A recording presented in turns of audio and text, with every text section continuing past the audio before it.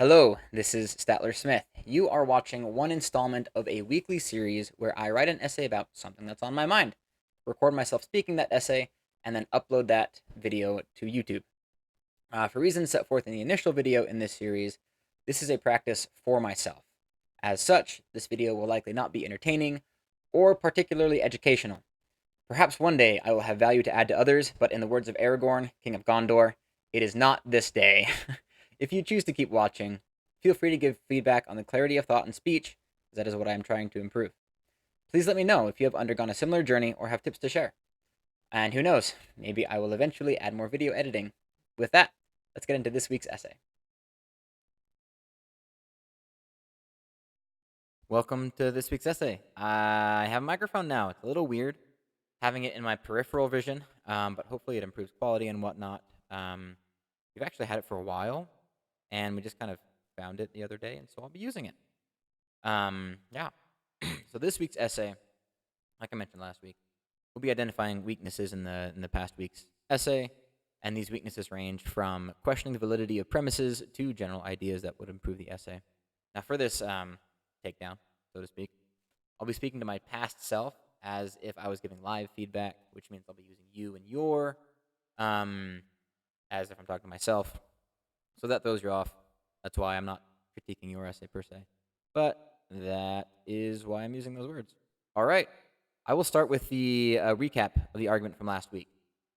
The first premise is that intrinsic qualities, or qualities intrinsic to an individual, are independent of external sources. Second premise is that morality is an intrinsic quality. Therefore, the conclusion is that morality is independent of external sources. I go further and say morality is based on choices. Choices can be classified as intentions or actions. I give some reasons why choices won't work, so we can only rely on intentions. Therefore, morality is based solely on intention.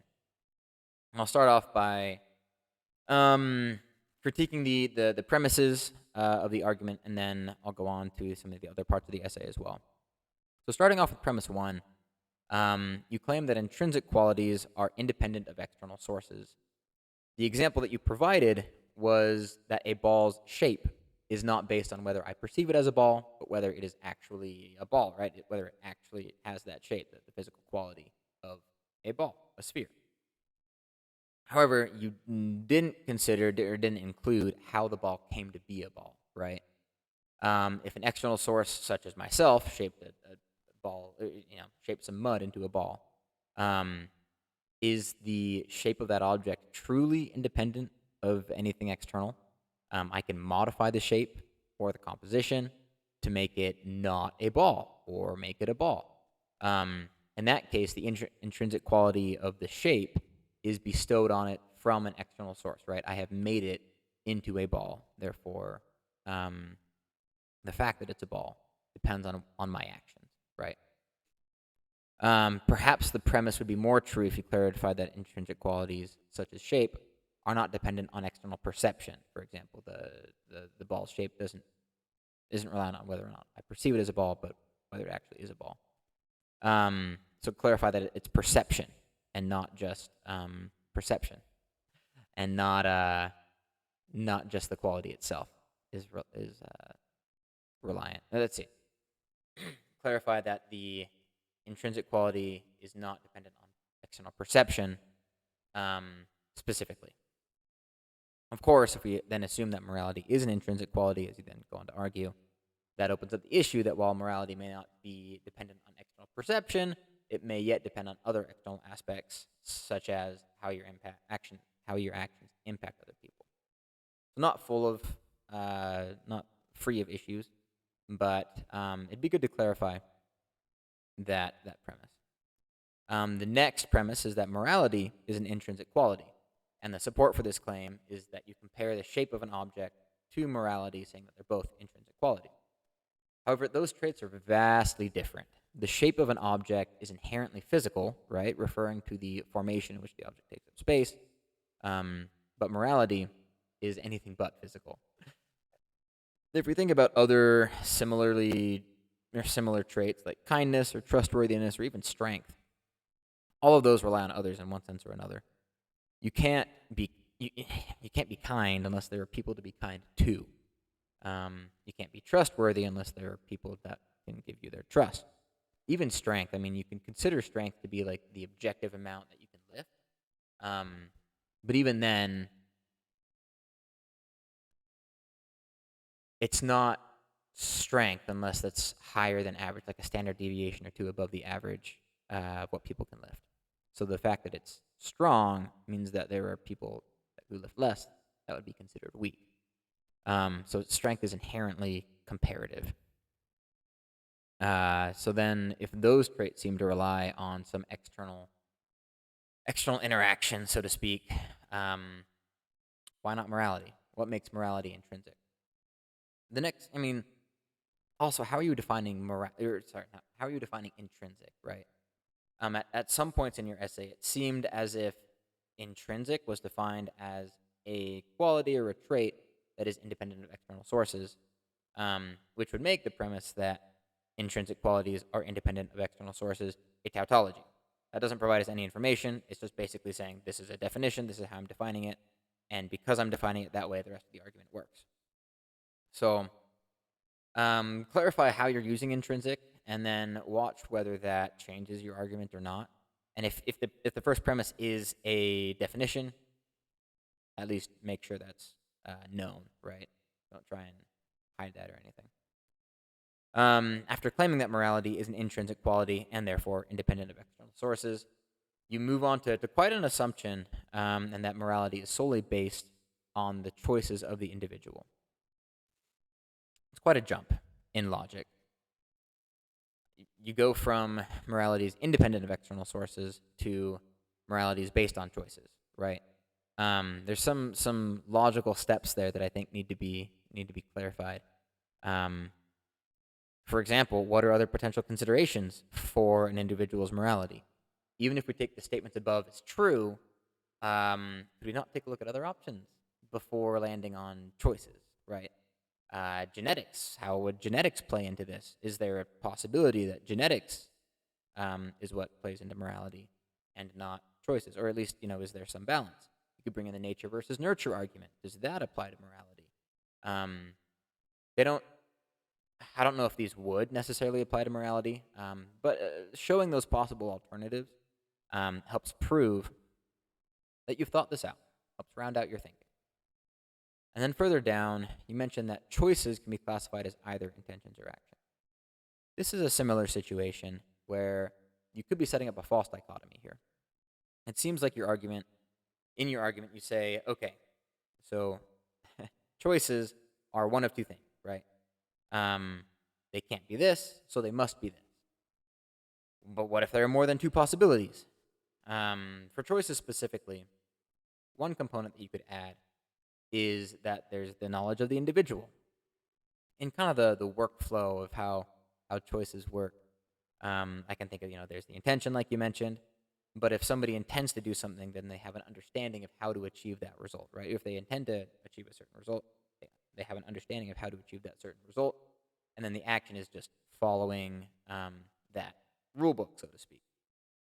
So in that conception of choices, there's at least one additional piece, and that's the understanding. Thinking of other pieces, what about before intention? Have you considered just desires in general? And then if desires equate to intention, does that mean your morality is based on your desires, right? There's some issues there because a lot of moral frameworks state that we have desires, but it's our ability to subvert our human desires to a higher cause is what makes us moral. So I think just adding a little bit more nuance to the discussion of what builds into the choices or whatnot would be helpful instead of just two possibilities. In the next little bit, you argue that as to why actions aren't a suitable basis for an individual's morality. Your arguments there weren't conclusive.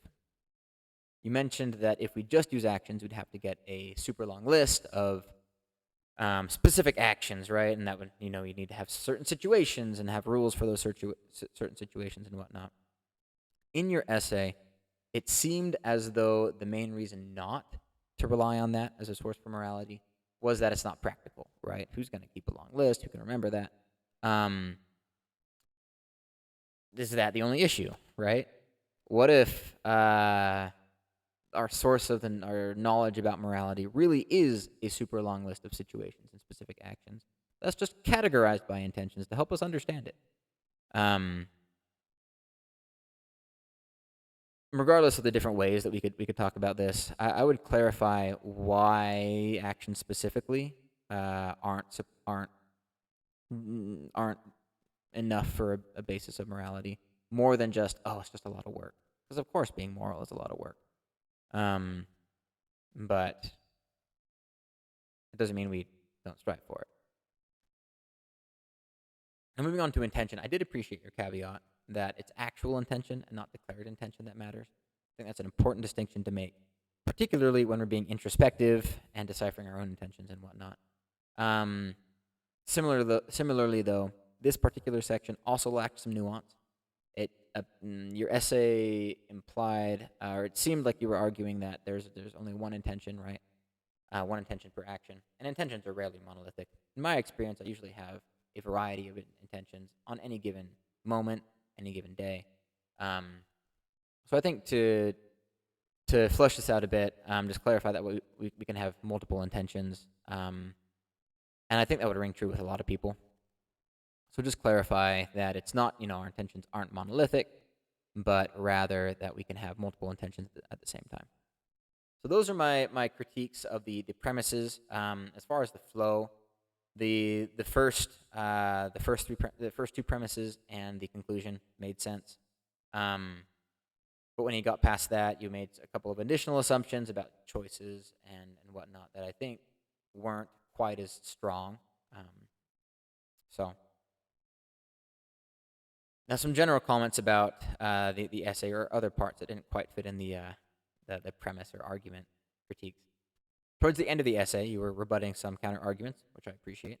You mentioned that if somebody in a position of influence is not competent, that they should be removed from that position of influence. Now, I think it's generally true that people are given positions of influence because of some level of competence. We can argue about the meritocracy or whatnot. But at least most people have some level of competence while they're running something. I don't know if that applies to moral competence, so to speak, but at least some level of competence. However, it's not the case for all organizations, right? There are some organizations that don't use competence as a metric for putting somebody in a position. Now, this is a case where your moral framework is interacting with the real world, so I don't think your argument would be weaker necessarily if you said that most positions are given based on assumed competence. And if the conditions where the position was granted are no longer met, removing that person makes sense. So just a little bit of a caveat there would have made it a little bit stronger. And now for the argument as a whole, have you considered defining morality as a combination of intention and competence? It can still be expanded to moral intention and moral competence, but it seems that most people use the term morality to refer to a mix of intention and competence. So that might be a better way of defining and representing it, and I don't think that would go against too many of how most people use the word or how it is referred to in Scripture. I do think intention is vastly important, and I think that it matters a lot, and especially over a longer time horizon, intention matters far more than any competence or action at any specific given moment. But having morality kind of be the overarching theme, and then having moral intention and moral competence as kind of subcategories, might connect with a few more people, might resonate with a few more people, as far as that definition. So one thing to think about. And finally, one caution. At the end of your essay, you mentioned that this is most useful on a personal level, partially because it helps you feel better about yourself. And I am summarizing, and it's I don't think you said that exactly, but that was kind of the message from one of those last paragraphs. The risks with that line of thinking, of course, is that you may be crafting this argument for morality to protect your ego. Within this framework, nobody can tell you that you're immoral because nobody knows your intentions, right? Your goodness then is only dependent on whether or not you think you are good. And while there is a lot to be said about honest self-examination, the human capacity to delude itself to protect its ego is immense. We are nothing if not good at fooling ourselves. Now, others aren't a fantastic source of morality either, because they're in the same boat we are, right? So I understand the attempt to make sure that others can't tell you whether or not you're moral because they are just as subject to delusion as you are. But just having yourself as the arbiter of whether or not you're a good person is not very impartial, can lead to a lot of hallucinations. So one thing to be cautious about while you're trying to define morality is making sure that you're not hallucinating, making sure that your intention isn't to protect your ego, but rather to provide something useful. And that's hard for morality because to a certain extent, nobody knows your situation, right? But at the same time, others do matter. So yeah, it's a difficult task, one that a lot of people have been tasked with. But while you are going along this road, just understand the risks, and don't fall into the line of thinking about protecting your ego, right? So overall, that's my critique. Thinking over the past week or so, this has been a helpful exercise. Looking closely at my reasoning was very helpful. I thought this way about morality. I've been confident in my definition of morality that I expressed last week for a while. And it's been insightful to look at the premises with a more critical eye. Has it changed my stance? I'm less confident in the essay I wrote last week, absolutely. I still think intention is more important than the specific actions, but I might be revising the ratio, expanding my definition, etc. Thinking about the moral intention and moral competence, kind of some combination of those. But yeah, it's been helpful. And as always, I'm not surprised that motivated reasoning came up. I am fantastic at defending my ego. And looking forward, I don't know what I'm going to discuss next. I might revise my first essay. I've been thinking a lot about entrepreneurship lately and whether or not I want to pursue that life. So I might make a pros and cons list of whether or not I should become an entrepreneur. Who knows? If you're watching this, which I hope you're not, but if you do and you want to let me know if you want my thoughts on anything, they probably won't be valuable. So, but yeah, have a good week. Bye.